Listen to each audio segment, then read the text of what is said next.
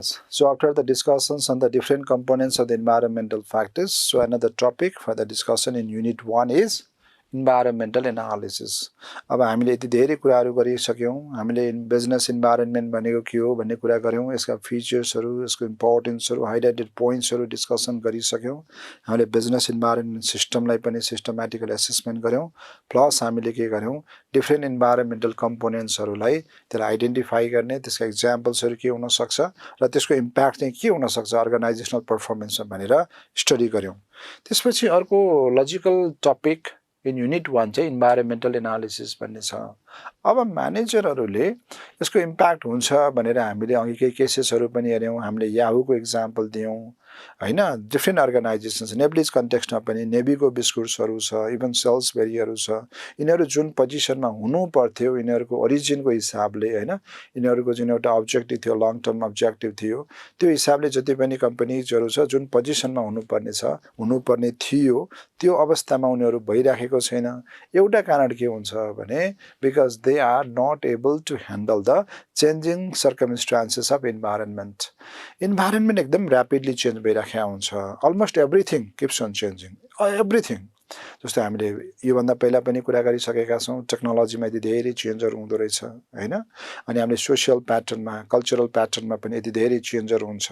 Economic भेरिएबल्सहरुमा economic फ्याक्टर्सहरुमा यति धेरै change हुन्छ कन्स्टेन्टली चेन्ज हुन्छ पोलिटिक्समा चेन्ज हुन्छ लिगल रिक्वायरमेन्ट्स अफ द कन्ट्रीमा चेन्ज भइराखेको हुन्छ ग्लोबल फ्याक्टर्सहरुमा चेन्ज हुन्छ इकोलोजिकल युनिट्सहरुमा फ्याक्टर्सहरुमा चेन्ज भइराखेको हुन्छ यति धेरै चेन्ज हुन्छ भने अब म्यानेजरले के गर्नुपर्छ यस्ता इन्भाइरोन्मेन्टल चेन्जेसहरुलाई असेसमेन्ट गर्नुपर्यो एनालिसिस गर्नुपर्यो यसरी असेसमेन्ट गरिसकेपछि मात्रै उले अर्गनाइजेसनको लागि सुइटेबल प्लान पोलिसीजहरु स्ट्र्याटेजीहरु डेभलप गर्न सक्छ अदरवाइज कुनै पनि प्लान पोलिसीजहरु स्ट्र्याटेजीजहरु which are formulated without going thoroughly the systematic assessment of the environmental factor भयो भने these plan policies cannot be put into implementations. Therefore, म्यानेजरले के गर्नुपर्छ अर्गनाइजेसनले के गर्नुपर्यो आफ्नो अपरेटिङ इन्भाइरोन्मेन्टलाई इन्भाइरोन्मेन्टल रियालिटिजहरुलाई सिस्टमेटिकली असेसमेन्ट गर्नुपर्यो एनालिसिस गर्नुपर्ने यो गर्ने भने के हो भने अब अर्गनाइजेसन त चेन्ज भइराखेको हुन्छ भेरी डायनामिक हुन्छ यसलाई हामीले कन्स्टेन्टली मोनिटरिङ गर्नुपर्यो सबैभन्दा पहिला इन्भाइरोन्मेन्टल चेन्जेसहरुलाई मोनिटरिङ गर्नुपर्यो कन्टिन्युअसली रेकर्डिङ्स गर्नुपर्यो ट्र्याकिङ आउट्सहरु गर्नुपर्यो इन्भाइरोन्मेन्टमा फ्याटहरु मेगा फ्याटहरु ट्रेन्ड्सहरु हुन्छ अब यस्ता चेन्जेसहरुलाई चाहिँ माइन्युटली क्लोजली अटेन्सन्सहरु पे गर्नुपर्यो त्यसपछि मात्रै हामीले के गर्न सक्छौं त्यस्ता इभेन्ट्सहरु सर्कमस्टान्सेसहरु इन्सिडेन्ट्सहरुलाई रेकर्ड गर्न सक्छौं अनि तिनीहरुलाई फेरि हामीले कन्टिन्युअसली असेसमेन्ट गर्ने असेसमेन्ट गरिसकेपछि इम्प्याक्टहरु के हुन सक्छ हामी आइडेन्टिफाई गर्न सक्छौं डिटरमिन गर्न सक्छौं to what extent organizational performance will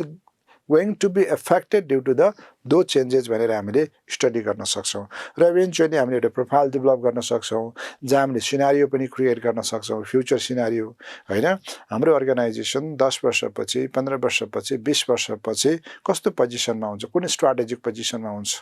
हाम्रो सेल्स भोल्युम कहाँ पुगेको हुनेछ ब्रान्च एक्सपान्सनहरु हामीले कति गरेका हुनेछौं इन्हान्स्ड एक्टिभिटिजहरु कुन लेभलको हुनेछ कस्तो टेक्नोलोजी हामीले युज गरेका हुनेछौं लेभल अफ कम्पिटिसन के हुनेछ अर्गनाइजेसनको पोजिसन त्यतिबेला कुन हुनेछ कहाँ हुनेछ यस्ता असेसमेन्टहरु हामी गर्न सक्यौं भने मात्रै अर्गनाइजेसन्सको लङ टर्म सर्भाइभल हामीले इन्स्योर गर्न सक्छौं Therefore, environmental analysis भनेको अर्गनाइजेसनको सस्टेनेबिलिटीसँग सस्टेनेबल डेभलपमेन्टसँग दिगोपनासँग दिगो विकाससँग सम्बन्धित सिस्टमेटिक प्रोसेस हो right So environmental analysis can be defined as it is a periodic, very systematic and well-planned process of assessing the potential environmental forces. अब त्यो फोर्सेसहरुलाई हामीले के गर्छौं पोटेन्शियल इन्भाइरोन्मेन्टल फोर्सेसहरुलाई सिस्टमेटिकली हामीले असेसमेन्ट गरिसकेपछि स्टडी गर्नुपर्छ अब्जर्भ गर्नुपर्छ सिक्वेन्स अफ चेन्जहरु ट्रेन्ड्सहरु हैन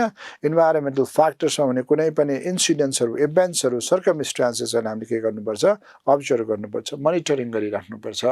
अनि त्यसको इम्प्याक्टहरु के हुन सक्छ अर्गनाइजेसनल परफर्मेन्समा फ्युचर डिसिजन्समा त्यस्ता चेन्जको इम्प्याक्ट के हुन्छ भनेर हामीले सिस्टमेटिकली असेसमेन्ट गर्छौं यही प्रोसेसलाई हामी इन्भाइरोन्मेन्टल एनालिसिस भन्न सक्छौं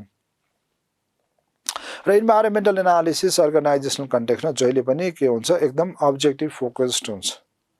यो डेलिबरेट एफोर्ट्स हो of the organizations. र यसको मेजर रोल भनेको के रहेछ, मेजर यसको कन्सर्न भनेको चाहिँ how to have the better survival in the future भन्ने हो. How the organization can survive in the ever-changing global or the local environment भन्ने. Because हामीले भन्यौँ मेन अहिले इन्भाइरोमेन्टल चेन्जेसको सर्कमस्टान्सेस बेस्ड भएर हामी भन्न सक्छौँ. अहिलेको स्लोगन भनेको के हो, the important aspect that every manager has to understand भनेको के हो भने चेन्ज अर डाई. या त हामी आफूले के गर्नुपर्छ, आफूलाई चेन्ज गर्नुपर्छ according to the changing sentiment of our environmental circumstances, or हामी रेडी हुनुपर्छ, हामी एलिमिनेटेड हुनुपर्छ. एलिमिनेटेड हुनको लागि रेडी हुनुपर्छ. हामी मार्केटबाट हराउनको लागि रेडी हुनुपर्छ. हामी फेलियर हुनको लागि रेडी हुनुपर्छ. देयरफोर हामीसँग अर्को वे आउट छैन.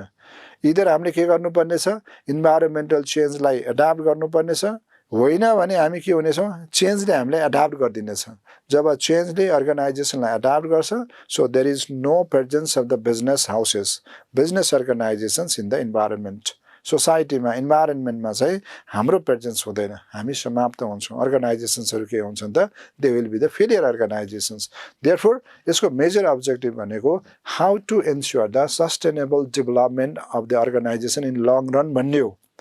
यो दिगो विकास हरेक अर्गनाइजेसनहरूको सङ्घ संस्थाहरूको चाहिँ दिगो विकाससँग सम्बन्धित छ. जुन अर्गनाइजेसनले more accurately, more systematically, more routinely अर्गनाइजेसनको इन्भाइरोमेन्टहरूको सिस्टमेटिक प्याटर्नमा एनालिसिस गरेको हुन्छ, अकर्डिङली प्लान एन्ड पोलिसिजहरू फर्मुलेट गरेको हुन्छ, त्यस्तो अर्गनाइजेसनले मात्रै के गर्न सक्छ, लङ टर्म सर्भाइभल इन्जोय गर्न सक्छ. होइन भने they will be eliminated. As the case was related earlier as we said in the examples, नोकियाको कुरा या अरू कुनै अर्गनाइजेसन्सको कुरा, ब्लकबस्टर्सको कुरा. ब्लकबस्टरसँग पनि सबै कुरा थियो 1985 मा फाउन्डेड भएको, होइन. 83 तपाईँको बिलियनको उसको भ्यालुएसन्स थियो, 9000 एम्प्लोइजहरू थियो वर्ल्ड वाइड, सबै कुरा थियो उसँग. तर लेटर के भयो त, उसको पनि फ्युचर चाहिँ एकदमै के भयो त, एकदमै क्वेसनेबल भयो क्या. उसको लङ टर्म सर्भाइभल क्वेसनेबल भयो, just because Blockbuster fail to understand the changing sentiment of market. कुनै समय यस्तो पनि थियो ब्लकबस्टरलाई नेटफ्लिक्सले अफर दिएको थियो, है, we can not compete with you, हाम्रो पनि कम्पनी तिमीले अक्वायर गर भनेको थियो. तर Blockbuster turn down their offers. र इभेन्चुअली के भयो त, what is the position of the Netflix now and what is the positions of the Blockbuster, what is the Blockbuster. यस्ता थुप्रै केसेसहरू छ जसले हामीलाई के कुरा सिकाउँछ भने इदर के गर्नु पर्यो, अर्गनाइजेसन्सहरूले, कम्पनीजहरूले, बिजनेसेसहरूले आफ्नो इन्भाइरोमेन्टल चेन्जेसहरूलाई एकदम ट्याक्टफुल्ली ह्यान्डल गर्नु पर्यो, या के हुनु पर्यो त, एलिमिनेटेड हुनलाई रेडी हुनु पर्यो. त्यसैको लागि हामीले के गर्दैछौँ, इन्भाइरोमेन्टल एनालिसिस गर्नुपर्छ. र कसरी गर्ने भन्ने कुरा, so we are making the discussions about. Okay, या अनि इन्भाइरोमेन्टल एनालिसिसले अर्गनाइजेसन्सको एकदमै युनिक रिसोर्सेसहरू आइडेन्टिफाई गर्छ, स्ट्राटेजिक पोजिसन्सहरू डिटर्मिन गर्छ, हाम्रा स्ट्रेन्थहरू के हो, विकनेसेसहरू के हो, अपर्च्युनिटिजहरू के थियो, थ्रेट्सहरू के थियो भन्ने कुरालाई सिस्टमेटिकली स्टडी गर्छ. यस. So these are some of the points that it states about the what environmental analysis is. All right. So here is the process of the environmental analysis. So basically, the environmental analysis is composed of 4 different series of the activities. They are the steps of the environmental analysis. अब तपाईले as a manager आफ्नो इन्भाइरोमेन्टको कसरी analysis गर्ने, कसरी assessment गर्ने भन्ने कुरा important हुन्छ. कहाँबाट सुरु गर्ने, तपाईले के गर्ने, कसरी गर्ने भन्ने कुराहरू हुन्छ. That gives you the idea about the process of environmental analysis. Right. Basically हामीले के भन्यौँ, इन्भाइरोमेन्टल एनालिसिस सिस्टमेटिक प्रोसेस हो. यदि सिस्टमेटिक प्रोसेस भनेको जहिले पनि के हुन्छ, सिरिज अफ द एक्टिभिटिजमा यो सञ्चालन हुन्छ, है. अब यस्तो हुँदैन कि you start from step 1 and go to the jump to the third step and come back to second step, यस्तो हुँदैन.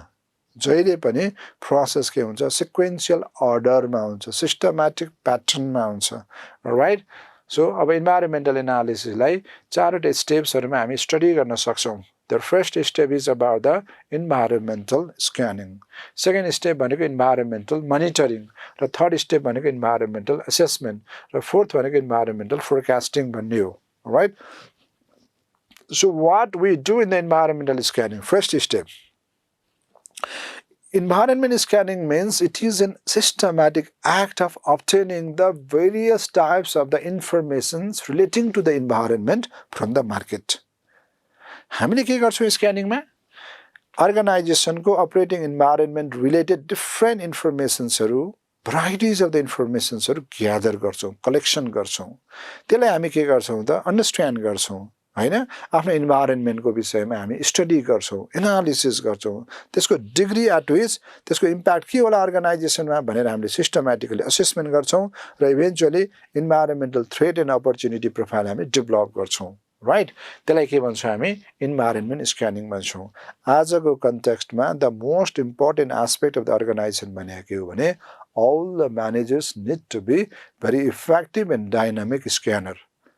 हरेक म्यानेजर्सहरु के बन्नुपर्छ स्क्यानर बन्नुपर्यो सिस्टमेटिकली र इन्भाइरोन्मेन्ट स्क्यानिङ भनेको एकदमै कन्टिन्युअस फंक्सन्स हो यो रुटिन फंक्सन्स हो यो जहिले पनि हामी के गर्छौं भने थरोली इन्भाइरोन्मेन्टल अब मोनिटरिङ गर्छौं अब्जर्भ गर्छौं रेकर्ड गर्छौं त्यसका इश्यूजहरु आइडेन्टिफाई गर्छौं अनि अकॉर्डिङली हामी के गर्छौं एउटा environmental threats and opportunity profile ETOP भन्छ अब्रिभिएटेड फर्ममा यो हामी के गर्छौं डेभलप गर्छौं अनि based on that ETOP profile certain decisions are taken by the managers by the senior level managers normally right अब इन्भेस्टमेन्ट को कुराहरु हुन सक्छ विथड्र को कुराहरु हुन सक्छ एक्सपेन्सन को कुराहरु हुन सक्छ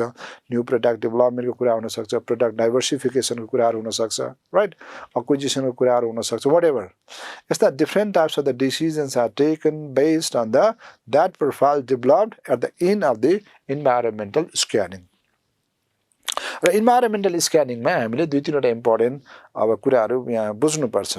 जस्तो हामी के बुझ्छौं एउटा भने जस्तो इन्भाइरोन्मेन्ट स्क्यानिङमा एउटा इभेन्ट्स हुन्छ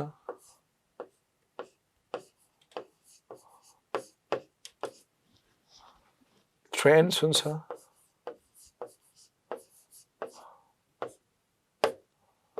इश्यूज and expectation.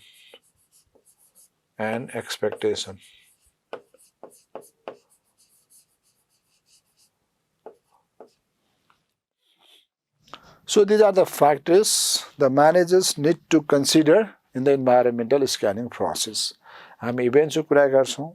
इभेन्ट्स भनेको very specific general occurrence हुन्छ हैन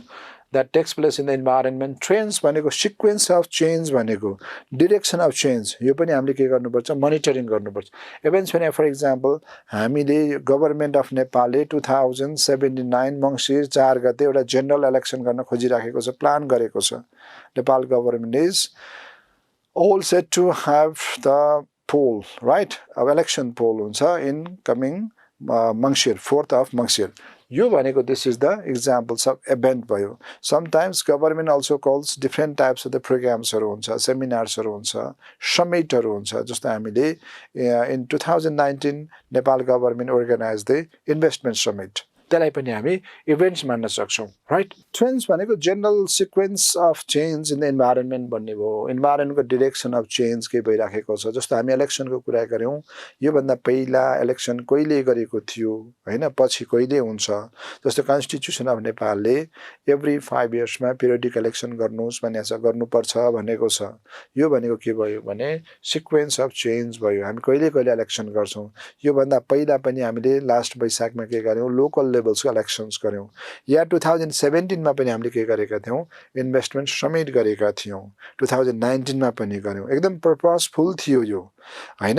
the basic purpose behind organising that investment summit भनेको attracting the foreign direct investment भन्ने थियो जस्तो नेपालमा त Nepal is in dire need of the foreign direct investment हामीसँग डोमेस्टिक रिसोर्सेस सफिसिएन्ट छैन therefore we are trying to attract the foreign investors त्यसको लागि हामीले इन्भेस्टमेन्ट समिट गर्यौं त्यो अब त्यसको ट्रेन्ड्स भने के हुँदो रहेछ भने how frequently we are organising such types of the events हामीले जस्तो इन्टरनेशनल प्लेटफर्ममा पनि प्रमोसन गर्छौं हैन अब डिफ्रेन्ट टाइप्सको हामी जस्तो एक्जिबिसन्सहरु पनि पार्टिसिपेट गर्छौं इन्भेस्टमेन्ट समिट टाइपको प्रोग्राम्स पनि हामी अर्गनाइज गर्छौं यसको अब्जेक्टिभ भनेको के रहेछ भने अट्र्याक्टिङ फरेन डाइरेक्ट इन्भेस्टमेन्ट भन्ने हो अब इश्यूजहरु के हुन्छ बेस्ड अन दैट इभेन्ट्स तपाई इलेक्सनको कुरा गर्नुस् या इन्भेस्टमेन्ट समिटको कुरा गर्नुस् या अरु किसिमको कुनै प्रोग्राम्सको कुनै स्पेसिफिक इभेन्ट्स बेस्ड भएर कुरा गर्दा यसको इश्यूज भनेको कन्सर्न्स हुन्छ general concerns of the businesses over the events and trends. अब इश्यूज भनेको कन्सर्न्सहरु के हुन्छ फर एक्जाम्पल हाम्रो पोजिसन के हुन्छ हाम्रो इन्भेस्टमेन्ट प्याटर्नहरु के हुन्छ गभर्नमेन्टको प्लान एन्ड पोलिसीजहरु के हुन्छ हैन to increase the the domestic investment pattern as a domestic investors right यस्ता कुराहरु चाहिँ इश्यूजमा आउँछ एक्सपेक्टेशन्स भनेको के हो भने future desirable state of position भन्ने एउटा हैन एउटा तपाईको अर्गनाइजेसनले बिजनेसले जहिले पनि with respect to the events trends and issues के हुन्छ एउटा डिजायरेबल पोजिसन्सहरु सिनेरियोजहरु बिल्ड अप गर्छ क्रिएट गर्छ so what is the direct expectations that the business persons business sector has with respect to the events trends and issues भन्ने हुन्छ यो चारवटा फ्याक्टर्सहरुलाई इन्भाइरोमेन्टल स्क्यानिङमा सिस्टमेटिकली हामी असेसमेन्ट गर्छौं right Then what comes is the environmental monitoring. अब environmental monitoring भनेको continuously हामी observing गर्ने भन्ने हो throughout the year हामीले के गर्नुपर्छ environmentलाई observe गरिराख्नु पर्यो monitoring गरिराख्नु पर्यो assessment गरिराख्नु पर्यो त्यो assessmentको लागि हामी त्यो भन्दा पहिला के गर्नुपर्छ therefore tracking out गर्नुपर्छ इभेन्ट्सहरु tracking out गर्ने रेकर्ड गर्ने यसलाई हामी के भन्छौं environmental monitoring भन्छौं किनकि यो किन जरुरी छ भने environment frequently change भइराखेको हुन्छ यो last month we had the systematic monitoring of the environmental change भनेर हुँदैन and now we are no longer in need of the environmental monitoring and again भनेर हुँदैन environment frequently change भइराखेको हुन्छ त्यसलाई क्लोजली हामीले के गर्नुपर्छ स्टडी गर्नुपर्छ अब्जर्भ गर्नुपर्छ मोनिटरिङ गर्नुपर्छ what kind of the changes are taking place in the environmental factors भनेर हामीले स्टडी गर्नुपर्छ त्यसपछि त्यसलाई असेसमेन्ट गर्नुपर्यो सिस्टमेटिकली इभ्यालुएट गर्नुपर्यो इश्यूजहरु आइडेन्टिफाई गर्नुपर्यो त्यसको एनालिसिस गर्नुपर्यो रेलेभेन्ट फ्याक्टर्सहरु के हो त्यो पनि डिटरमाइन गर्नुपर्यो त्यसको पोसिबल इम्प्याक्टहरु के हुन सक्छ बिजनेसमा इकोनोमीमा त्यो कुरा पनि हामीले यहाँ के गर्नुपर्छ असेसमेन्ट गर्नुपर्छ र इभेन्चुअली हामी के गर्छौं environment forecasting गर्छौं environment forecasting भनेको creating the future environmental situations भनेको creating the future position of the organization in the environment भनेको है सिनेरियो बिल्ड अप गर्ने भनेको अब यो नर्मली के हुन्छ managers are normally they are more concern in creating positive or they the best case scenario right अब अर्गनाइजेसन्समा म्यानेजर्सहरुले वर्स्ट केस सिनेरियो पनि क्रिएट गर्नुपर्छ बिल्ड अप गर्नुपर्छ यदि वर्स्ट केस सिनेरियो म्यानेजर्सहरुले क्रिएट गरेन भने they might have the reality shock they may not be able to handle the confronting issues that arises in the environmental changes due to environmental changes right therefore त्यसको लागि पनि उनीहरु prepared हुनुपर्छ proactive मेजर्सहरु हुनुपर्यो best case सिनेरियोमा त म्यानेजर्सहरुले के गर्न सक्छन् आफ्नो फ्युचर स्ट्र्याटेजिक पोजिसन्स के हो भन्ने कुरा इन्स्योर गर्न सक्छ after 10 years where they will be in the market right so what position they will be in after 10 years 20 years 30 years भन्ने कुरा इन्स्योर गर्छन् र इन्भाइरोमेन्टल एनालिसिस को मेजर फंक्शन्स भनेको that is concern with the sustainable development of the अर्गनाइजेसन्सहरुको एकदम दिगो विकाससँग हैन लङ टर्म सर्भाइभलसँग रिलेटेड छ right so this is how environmental analysis is done in the series of 4 activities all right so with that discussion we ended our discussion on the process of environmental analysis okay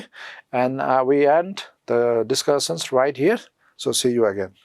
in next session